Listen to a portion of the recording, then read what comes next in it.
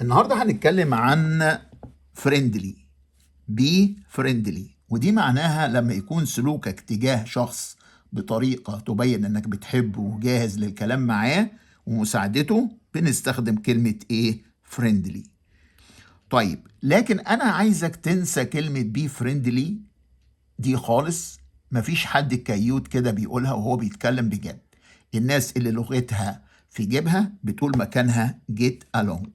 يبقى لو انت عايز تكون شخص بريطاني بتستخدم اللغة البريطانية، ما تقولش تمام I am friendly، تقول ايه؟ I get along with. طيب، يعني تعال نشوف الفرق بين البلاستيك والأصلي. لما اجي اقول I am friendly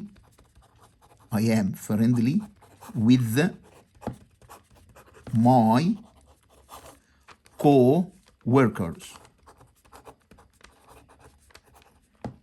يبقى تحس انك انت شغال في خدمة عملاء وبترد بابتسامة صفرة رسمية زيادة عن اللزوم، يبقى ده بلاستيك. يبقى ايام فريندلي هنا بلاستيك مش بريطاني. امال ايه علاء الصح او الشديد قوي الاصلي قوي؟ يبقى I get along with my co-workers. يبقى دي معناها ايه؟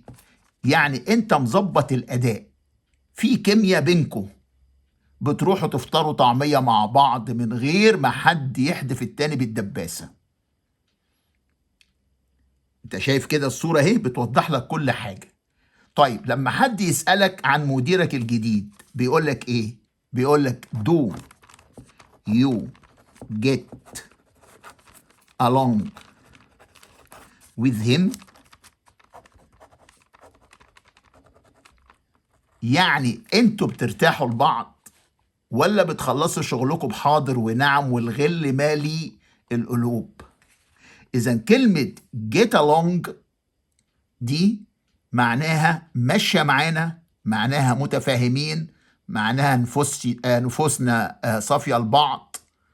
تمام؟ انت بقى منشن لصاحبك اللي انت جيت along معاه لدرجة انكم بتتفاهموا مع بعض بالعين، او تقولوا مين اكتر، او انت تقول لي مين اكتر حد في حياتك مستحيل انك انت جيت along with.